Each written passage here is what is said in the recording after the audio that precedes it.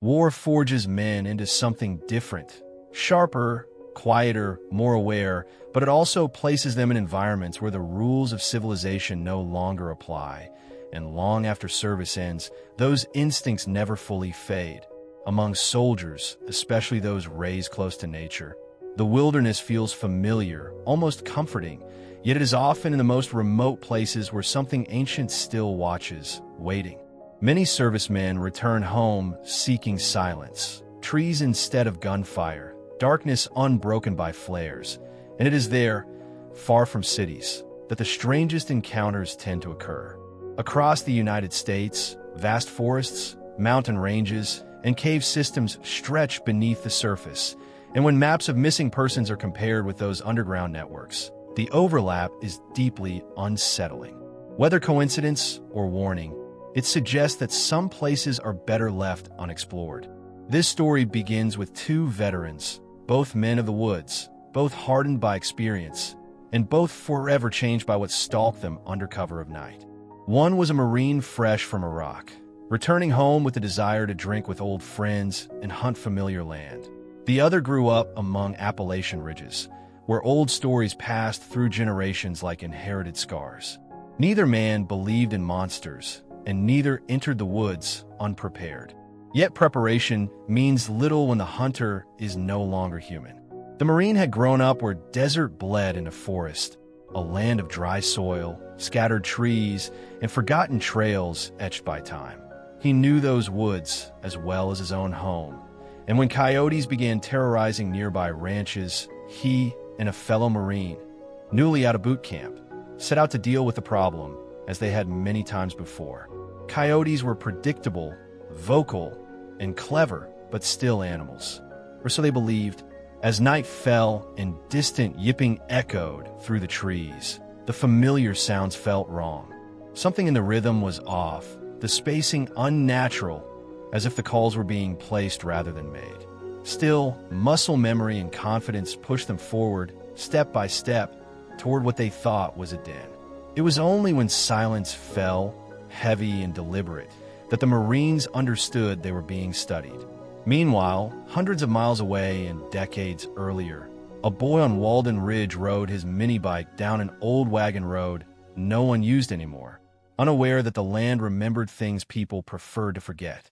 An old woman would later warn him never to pass through that hollow again, telling him of a creature known only as Whistling Jack, a name that sounded harmless until you heard what it could do.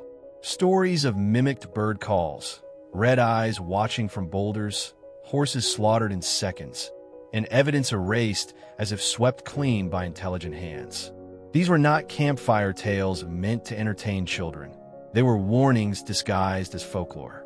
As time passed, both men would return to the woods for different reasons. One seeking normalcy after war, the other seeking peace after loss. But neither understood that something remembered them. Something massive, something patient. And when the woods grow quiet enough, is not always because you are alone. The Marine and his friend moved with practiced ease, spreading out just enough to cover ground without losing sight of one another, their rifles steady, breathing controlled, senses tuned for movement. The coyote calls continued, high-pitched, desperate, almost pitiful, perfect imitations of injured prey meant to lure predators closer, yet something about the timing made the hairs on their necks rise. Coyotes were clever, yes, but this felt rehearsed, calculated. As they closed within 30 yards of the supposed den, instinct overrode confidence. Without speaking, both men stopped. Years of training had taught them when silence was safer than sound. They withdrew into cover and waited. Minutes passed, then more. The forest seemed to hold its breath. Then, unexpectedly, the Marine heard his last name spoken aloud, clear, deliberate, and close. It wasn't shouted or whispered. It was said calmly, as if by someone who knew him well. Confusion turned to dread. Before either man could respond, movement broke the darkness. From between the trees emerged a shape that defied reason. Humanoid, towering, easily 7 to 10 feet tall, its proportions wrong, its presence overwhelming. The Marine raised his rifle and fired, expecting the recoil of reality to reassert itself. The round struck, but the figure did not fall. It didn't stumble or react as an animal should. It simply continued forward unbothered. His friend fired next. Same result. Panic gave way to survival instinct, and both men unleashed controlled fire, aiming center mass, using calibers that would drop large game instantly. Still, the creature advanced, then stopped, turned sideways as if assessing them, and finally walked away into the trees. Not ran, walked. They knew better than to pursue. Whatever it took to kill that thing, they did not carry it.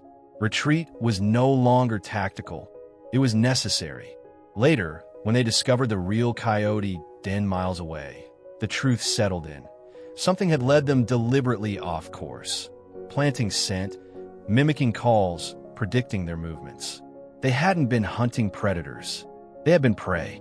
Decades earlier, on Walden Ridge, that same manipulation played out when a harmless bird call shattered the night. Horses panicked at the sound, something primal recognizing danger before men could. A lantern fell, a revolver barked 6 times, and a creature with red eyes leapt from stone to flesh in seconds. By morning, the evidence was gone: horse, gear, tracks, cleaned with intention. Whatever stalked, that hollow knew how humans searched, how they followed signs, and how to erase them. Both encounters shared the same signature: mimicry, patience, intelligence. The woods did not suddenly become dangerous. They had always been watched. Years passed, but memory does not fade when terror is earned. The Marine returned to duty, carrying an unspoken truth he shared only with the man who stood beside him that night. They still hunted when necessary, but never without scanning the treeline longer than required, never without remembering the moment the woods spoke back using a human name. Meanwhile, the boy from Walden Ridge grew older, joined the military, and left the mountain behind. Yet the story of Whistling Jack followed him like a shadow. He never forgot the old woman's grip on his arm, the certainty in her voice, or the way the hollow was avoided by locals who never explained why. After service, broken by loss and depression, he returned home seeking solace where he once found it, in the forest. The mountain had not changed. The cliffs still loomed, the pine groves still whispered, and the silence still felt sacred. One night, under moonlight, with bourbon warming his chest and memories weighing heavy, he heard it, a bob-white call. Perfect, impossible. Cole did not call at night. Before his mind could rationalize, another answered from a different direction. Then the first moved closer. He packed quickly, instincts screaming now, and began his ascent toward the cliffs without using a light. The calls followed, always adjusting, always closing distance, their footsteps heavy, deliberate, mirroring his own pauses with eerie precision. This was no animal behavior. This was pursuit. As fear sharpened his thoughts, memory returned in full force. The hollow, the horse, the red eyes. He knew what tracked him. He also knew the land well enough to make one desperate move. A narrow crevice, hidden at the cliff base, led to a precarious escape route few could navigate. He reached it just ahead of his pursuers, crawling through stone with panic burning his lungs. For below, he heard them approach, but not follow. When he reached the pine grove atop the cliff, relief lasted seconds. Heavy steps followed him impossibly fast. The call stopped. Silence returned, thicker than before. He stood shaking, shotgun raised, light cutting through the trees. They circled him methodically, testing angles, searching for darkness. He fired when he could take no more. The response was not pain, but rage. A scream tore through the night, deeper than any animal, filled with hate. Then they fled. He waited until dawn, unmoving, weapon raised, and never hunted those woods again. Some places remember who trespasses. Some names should never be spoken back to you from the dark. Surviving an encounter with something that should not exist does not bring closure.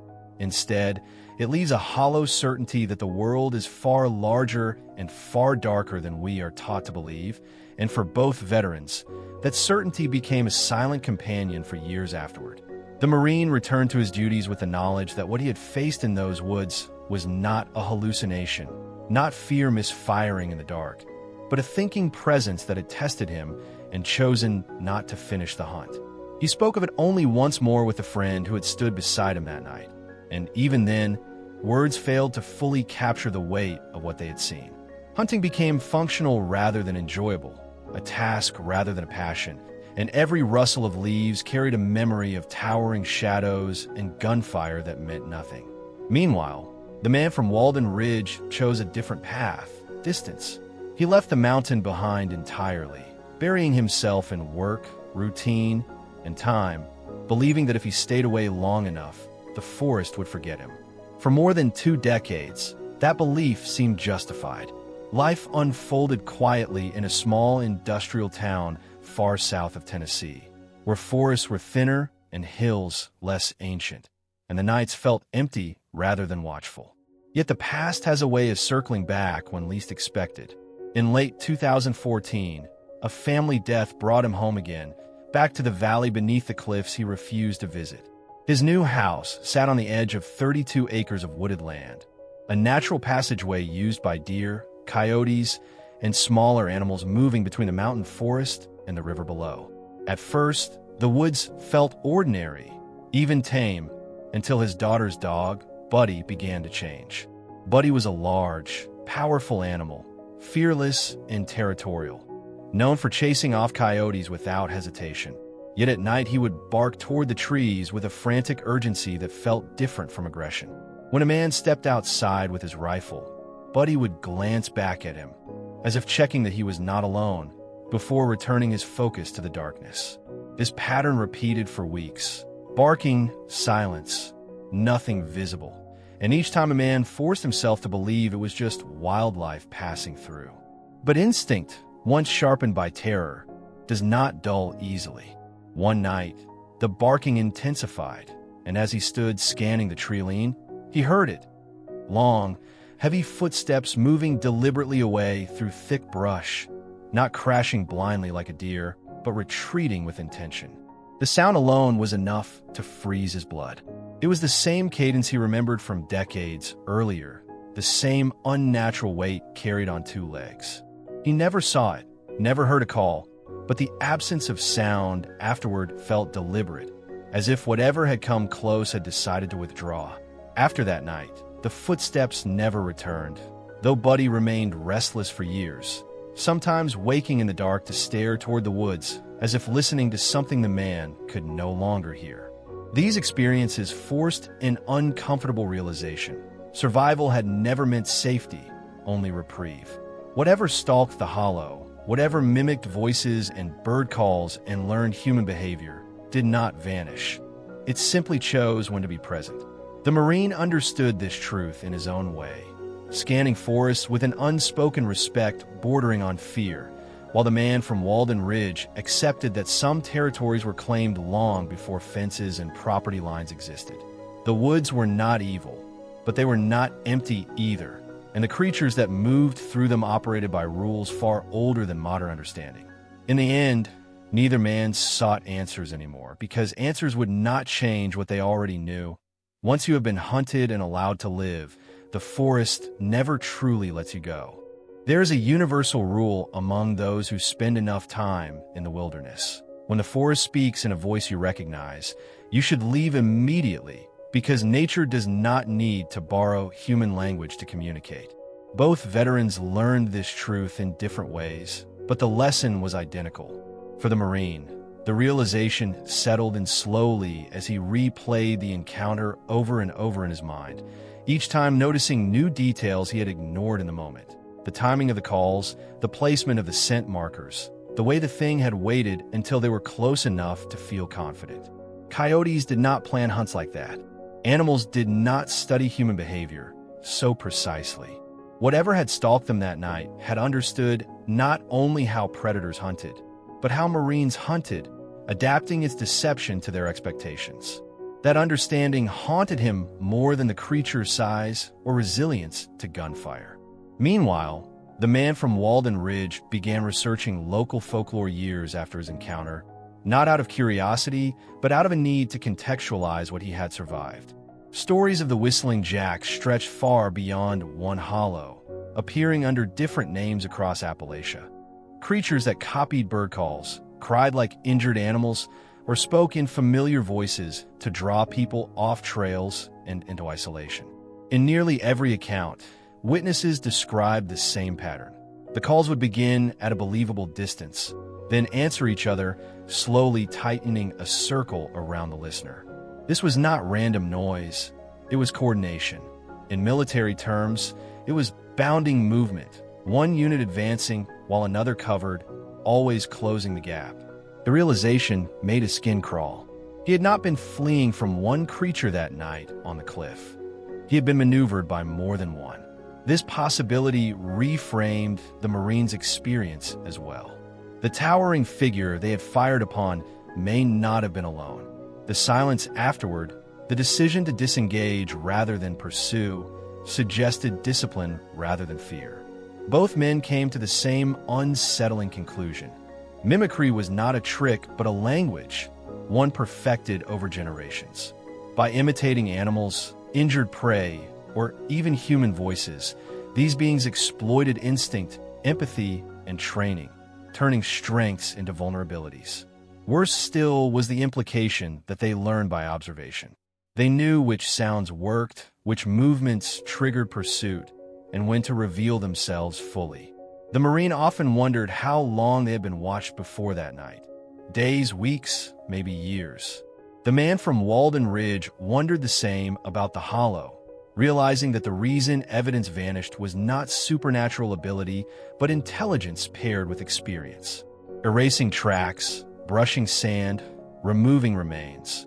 These actions required understanding of human behavior and investigation. Over time, both men noticed a subtle change in themselves. Silence became uncomfortable. Familiar woods felt staged, as if any sound could be a performance meant for their benefit. They no longer trusted instinct alone, because instinct was exactly what had been targeted. The Marine began to believe that the creatures did not hunt for food alone, but for control of territory, driving humans away without drawing attention. The man from Walden Ridge believed something similar, suspecting that his survival was not mercy but message. He had been chased, cornered, tested, and then released, carrying fear back into the human world where it would spread quietly through avoidance rather than confrontation. That strategy worked. Roads were blocked, hollows were abandoned, stories were whispered but never proven. The forest reclaimed what it wanted without a fight. The most disturbing realization, however, was that mimicry suggested patience and evolution. These were not relics of a forgotten age, but active participants in the landscape, adapting as humans adapted, learning new sounds as old ones lost effectiveness. Radios, engines, voices, anything heard often enough could become bait. In that sense, the woods were no longer just a place of trees and shadows, but a living theater where not every actor was visible and not every line was meant to be answered. There is a moment in every true survival story when the victim realizes that escape is no longer about distance, but about permission, and that was the moment both veterans unknowingly reached during their encounters. For the Marine, that moment came when the towering figure they had emptied their magazines into simply turned away, not out of injury or confusion, but with the calm certainty of something that had completed its objective. The creature's retreat was not a failure. It was a conclusion. It had tested their response, measured their firepower, and proven to itself that they posed no immediate threat to its dominance of that terrain. That understanding redefined the encounter entirely. They were not spared because they fought well. They were spared because continuing the engagement was unnecessary. Years later, the Marine would realize that the fear he felt afterward was not of being hunted again, but of being remembered. For the man from Walden Ridge, that same realization struck as he stood alone in the pine grove, shotgun shaking in his hands, light trained on a wall of brush where something intelligent waited just out of sight. When the creatures circled him rather than charging, it became clear they were not panicked or enraged. They were evaluating. They sought a path of least resistance, a way to reach him without exposing themselves. His shots disrupted that calculation, not by wounding them, but by signaling unpredictability. The scream that followed was not pain. It was frustration, an expression of territorial anger at a hunt denied rather than prey escaping. And then, just as suddenly, the forest released him. Silence fell, heavy and unnatural, as if the woods itself had decided the encounter was over. Both men spent years trying to rationalize this restraint, and both came to the same conclusion. These beings did not kill indiscriminately. They enforced boundaries. Humans who wandered too close were driven off, terrified enough to stay away, spreading caution without drawing attention. It was an efficient system, one that relied on fear rather than bodies. The evidence supported this theory. The blocked road through the hollow, the missing horse and gear, the erased tracks, the untouched pine grove after the gunfire. Each pointed toward deliberate control rather than chaos. Even the Marines' encounter followed this pattern. The creature had lured them deep, revealed itself only once, then disengaged after ensuring they would never return without hesitation. The forest did not need to destroy them. It needed them to leave. This realization carried a darker implication. Permission could be revoked. If circumstances changed, if territory was threatened, if patterns shifted, the outcome might not be the same. Both veterans sensed this intuitively. The Marine avoided returning to those woods at night entirely, choosing daylight and distance whenever possible. The man from Walden Ridge never again set foot near the hollow or the cliffs, despite living within sight of them. He understood that familiarity did not grant safety. It increased expectation. The woods remembered routines, habits, and confidence was often what drew attention. Over time, both men developed an almost spiritual respect for the natural world. Not the romantic kind taught in books, but a wary acknowledgement that humans were guests, not owners.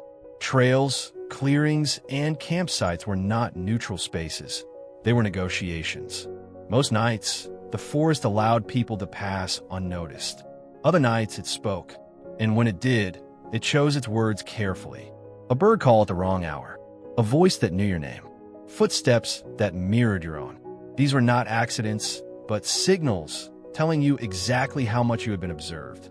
The forest decided who stayed, who left, and who was taught a lesson that would last a lifetime. Survival, in these cases, was not won. It was granted, and only for as long as the rules were obeyed. Time has a way of dulling sharp memories, but it never fully erases fear that was earned honestly. And for both veterans, life continued under the quiet understanding that some truths are not meant to be revisited too closely. The Marine built a future defined by discipline and routine, yet the woods never returned to being just trees and shadows.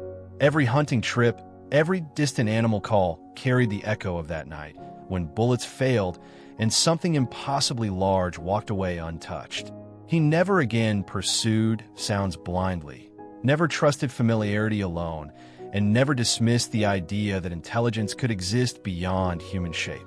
The man from Walden Ridge lived even more cautiously, his life shaped by avoidance rather than confrontation, choosing open land and visible horizons over dense forest and cliffs that remembered his name.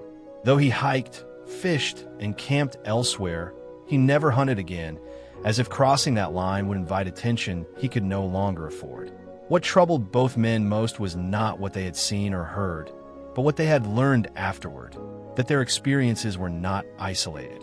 Quiet conversations with other outdoorsmen, passing remarks from locals, and half-finished warnings all pointed to the same unspoken rule. The forest allows you to exist within it until you give it a reason to respond. Those who listened survived. Those who dismissed the signs often vanished into statistics and speculation. Over time, both veterans noticed how rarely such encounters ended in clear violence, and how often they ended in lifelong fear. That, they realized, was the point. Fear was lighter than blood and far more effective. A man who escapes terrified tells a story, avoids a place, and warns others indirectly through behavior. Roads close. Trails disappear. Territory is preserved without open conflict. Whatever moved through those woods understood humanity better than humanity understood it. It knew that doubt would do the rest of the work. The Marine came to believe that the creatures existed in the margins of human awareness, not hiding so much as staying just believable enough to be dismissed. The man from Walden Ridge believed something even darker, that they had watched humanity change, adapt, and expand, learning new sounds, new tools, and new strategies just as people had. The whistling, the mimicry, the patience, these were not primitive traits, but refined ones. In the end, both men accepted that proof was neither possible nor necessary. They did not need evidence to justify their choices. Survival itself was proof enough. The forest had spoken to them once, clearly and deliberately, and neither felt the need to answer again. Today, the mountain still stands, the hollow still avoided, and the pine grove still quiet beneath the moon. Coyotes still call, birds still sing, and footsteps still echo where no one is seen. But most people pass through unaware, protected by ignorance and daylight. The veterans know better. They know that silence does not mean emptiness, and that walking away is sometimes the only victory offered. These are not stories about monsters so much as reminders that the wild does not belong to us, that intelligence wears many forms, and that some hunters never chase because they do not need to.